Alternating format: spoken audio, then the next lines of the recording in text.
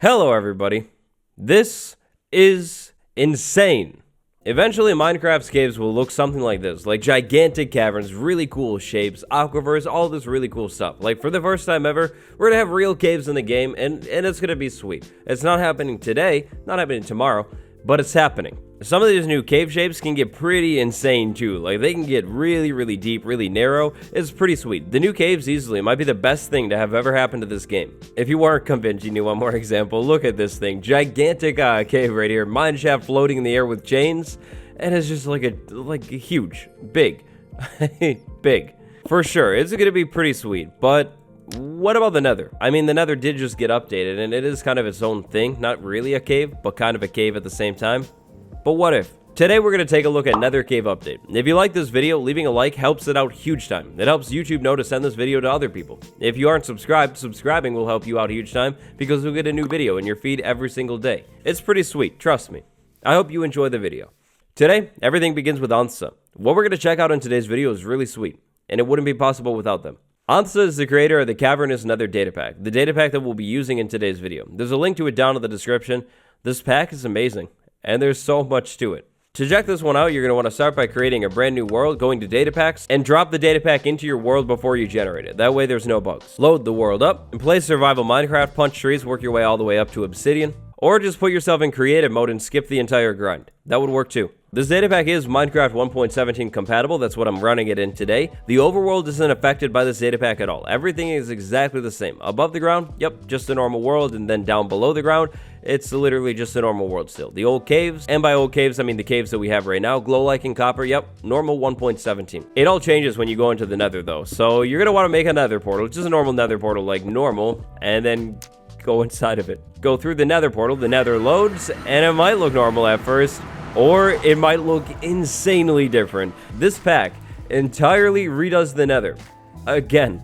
So back to the portal spawn. Check this out. This is where I spawned right here. This Nether is kind of normal looking. I mean, we have the vines right there, which are definitely not normal. Some stuff over there that's a little different. But yeah, it looks kind of normal until we go out here. This shape right here, look at how deep this thing is. There's a lake down there, goes all the way up to here. The different shapes, which are amazing shapes. We'll talk about those in a second. But look at this place. This place is so cool. Like, this is the Nether. This is really real.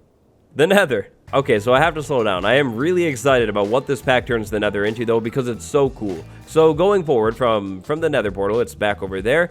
If I go over here and jump down, I have something that looks like the Soul Sand Valley, except this time it's like the Soul Sand Valley combined with the 1.18 caves, which is exactly what's happening here. The shapes of the Nether generation have been pulled from the 1.18 data pack, or at least like modeled off of it, or something like that. I'm not too sure exactly how technically it's done. But look at this place, the Soul Sand Valley with the fog in here and all of these shapes, these gigantic pillars, and then the vines everywhere. This place is way more disturbing than it ever was. Now I want to get this out of the way before there's too many questions about it. These pillars right here, like with the gold, with the nether wart, yeah, I'm not too sure about these pillars and what this is. Maybe this is a bug with the generation or something. I don't know. They do generate all over the place. Sometimes they have blackstone, sometimes they have nether bricks. Maybe it's just part of this pack or something. I'm not too sure, but they are here. Now, we're going to talk about the biome changes a little bit more throughout today's video, but structures. Structures will definitely still generate in the Nether. So we have a Nether fortress right here. The game isn't broken. You can still find bastions, you can still find Nether fortresses. All of that stuff is still in the game, which is really important. But let's check out some more of the generations. So we have a Soul Sand Valley biome in here that's still a valley. It's a lot more like hilly, but still kind of a valley. If we move back over, I think it was this way, and then curve over here, we have the Warped Forest biome. The Warped Forest biome, at least this one, is kind of small, but look at the ceiling. The warped blocks all over the ceiling. We still have a lot of vines in here. Now, in general, throughout most of the biomes that we're going to take a look at today, basically all of them, you're going to find weeping vines all over the place. So that is a little bit of a bummer. These are kind of like a Crimson Forest thing, but at the same time, they definitely add to the atmosphere of the Nether in general. Like, seeing these things all over the place, it definitely makes it feel more like kind of like cavey, you know, because you have like vines hanging from the ceiling everywhere. But the Warped Forest biome. So this place has a lot more plants on the ground, like crazy big time. Like, look at this. I think there's like a plant on every single block, and there's an endermite. Endermite are now going to spawn in this biome. We still have the trees generating everywhere, and we have these insane, amazing shapes, like twisting around and winding. And then actually, I think this is the Nether Waste biome. Another thing that you're going to notice all over the place, glow lichen. Glow lichen has been moved over to the nether. It's in the overworld too, but you'll also be able to find it generating in the nether in random patches. Going back out of this warped forest biome, still right over by the portal, we have this lava lake, and then if we go this way, look at this. We have the basalt delta over there with like the coolest nether generation that I've ever seen. Imagine finding this place in survival Minecraft, looking at this thing. It's like a gigantic mountain of blackstone and basalt, moving through the soul sand valley biome, watching out for like these random like cracks and stuff, and just moving up to this thing, approaching it. It's massive. Now the basalt deltas biome is actually pretty similar to the vanilla basalt deltas biome. You're still gonna have lava pools all over the place, tons of basalt, tons of blackstone. The shapes are gonna be different for sure, but it's pretty similar. Let's see if I can get this right. So this pack changes how biomes generate in the nether. There are a couple new biomes. One of them is the lava lake biome. Basalt deltas tend to generate near lava lake biomes. The soul sand valley also tends to generate near the lava lake biome, but also by the basalt deltas biome. If we're able to find a crimson forest biome, we should be able to find a warp forest biome as well, because those biomes generate near each other too. Hey, look at that. Another fortress in the basalt deltas. That's sweet. Now, it's not always going to happen. Here's another warped forest biome. It doesn't really look like there's any crimson forest near here. It's just kind of in the middle of the basalt deltas. And biome generation in general can still be pretty random. Moving through some of the land over there, we're in a soul sand valley biome now. And it's, yeah, like just a random gigantic soul sand valley biome. My favorite thing about this pack, though, by far, and what it does to the nether is the shapes. Like, look at this shape right here. This makes the nether and the soul sand valley biome in general, which was already insanely creepy, like 1,000 times more creepy. One of the big downsides of this pack, though, is the nether fog. So this yellowy fog is really cool looking for sure, but it seems that some of the cool other vanilla fog colors are gone. Like, for example, in the soul sand valley biome, the fog shouldn't be this color. I think it's meant to be like that light blue color, right? And yeah, this definitely isn't anything like light blue. At the same time, though, a lot of the nether fog is left alone. Like the warped forest biome, the crimson forest, it's the same color fog. I think it's just the soul sand valley biome. I'll show you the other fogs in a minute. So massive, gigantic soul sand valley cavern, probably a lava lake biome down there. And then over here, I think this is just the nether waste biome. It's kind of plain looking. I'd like to try and see if we could find all of the biomes today, which might be really difficult. So there are 3 brand new biomes. One of them is the lava lake biome. It's kind of like the lava ocean biome. The next biome might be a little bit easier to find, or it might not. I'm not too sure. So the soul sand beach biome, that's the next biome. It's going to be soul sand next to the lava lake. That's usually where it generates, and it's kind of like a beach biome inside of the nether. I'm thinking that it's going to be made out of a lot of soul sand, maybe something like this right here, and again, next to the lava. Now this area is really insane looking. So all the vines on the ceiling, we have all of these lakes in here. I'm thinking that this is a lava lakes biome in here, just kind of winding through here. We have these like big cracks in the ground, kind of like a river of lava. It's pretty sweet. And yeah, just lakes like all over the place. The terrain in here is absolutely destroyed. Like it goes up and then it cuts away and then it's like over there. And this cave generation fits so well in the nether. Like it makes it a lot more closed off. I'm not finding as many gigantic open stretches, but it feels good. And even more importantly, it kind of feels vanilla, like moving through here.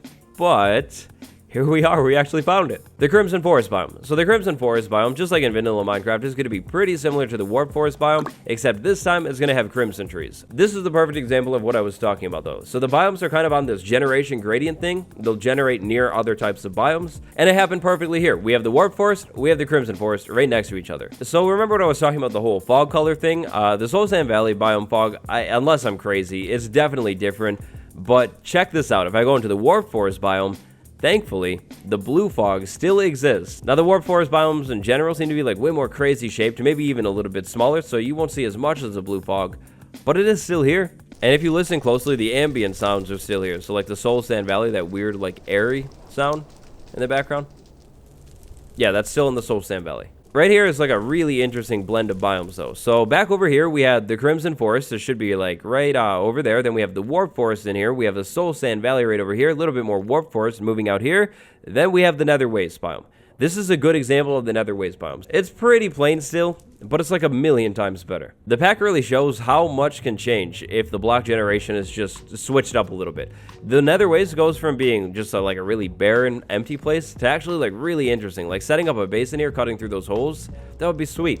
So let's talk a little bit about mob spawning and how it's changed in this pack. Like we saw earlier, Endermites will now actually spawn inside of the Warp Forest biome. I really like this change. It makes the Endermite more of a thing, and it definitely fits with the whole Enderman thing inside of the Warp Forest. blazes will now actually spawn in the basalt deltas. Gotta be honest, I don't know if I love this one. It makes it a little bit easier to actually get your hands on blaze rods. Maybe you should have to go to the nether fortress for it, but I don't know. It is a thing. Wither skeletons will now spawn in the Soul Sand Valley biome, which is amazing. I always hoped that something like this would happen. Kind of like the blaze spawning in the basalt deltas, this is potentially something that could get overpowered if it happened a lot, but thankfully, wither skeleton spawns don't seem to happen very frequently in the Soul Sand Valley biome. In the whole time that I've been in the pack, I've only really been able to find the normal Soul Sand Valley spawns inside of this place, so like skeletons. I haven't really noticed very many wither skeleton spawns at all. And then finally, there is one more mob spawn that'll spawn in the nether, and it's actually tied to the biome that we haven't been able to find quite yet. The Stray. So that's right, the Stray can actually spawn in the nether now in a specific biome. The biome is known as the Polar Chasm biome. Now this biome actually has ice inside of the nether. It's a really fascinating idea. This biome will spawn inside of the lava lakes biome. The Polar Chasm biome starts to get a little bit more out there, but I think it's a pretty interesting concept. But don't worry, water still doesn't work in the nether. This generation right here it is again. Look at how good it looks. So I've actually put this pack into a couple different worlds just looking for the Polar Chasm biome, and I still haven't been able to find it, including in this one. So it seems to be like insanely rare. Right now we're at 1,300, assuming spawn is somewhat near 0, we've gone a really long ways, and I haven't seen this biome anywhere at all. Like even flying down low here at the bottom of the world, just looking around for ice anywhere, I'm not finding it or seeing it literally anywhere.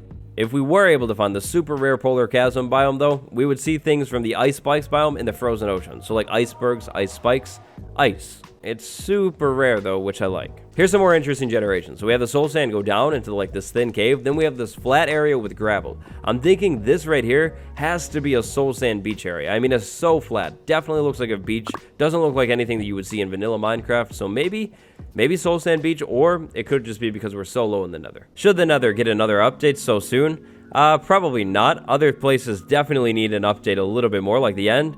But is this a cool idea? For sure, definitely. The 1.18 cave generation, when put inside of the nether, fits so amazingly, and a few other minor adjustments, like the addition of weeping vines all over the place, those changes, they definitely make this place feel way more claustrophobic and cave-like. I think the coolest generation with this pack definitely happens out in the open, though. When you have a big cavern like this, and you can really see like the fog and the cave shapes, I feel like it looks so cool. Like these giant arches, basalt pillars, and other pillars just holding stuff up. It looks amazing. It just looks so good. It kind of fits the vanilla vibe too, at least future 1.18 vanilla vibe. What do you think? Do you like the 1.18 generation in the nether? That's gonna do it for today's video. I hope you liked this one. Today I'd like to send a big thank you to my patrons Bill Geek and Medical Boomstick. Thank you so much for the support. All of my links are down in the description, like my Twitter. I have merch, it's down below the video. Thanks for watching everybody. I'll see you next time.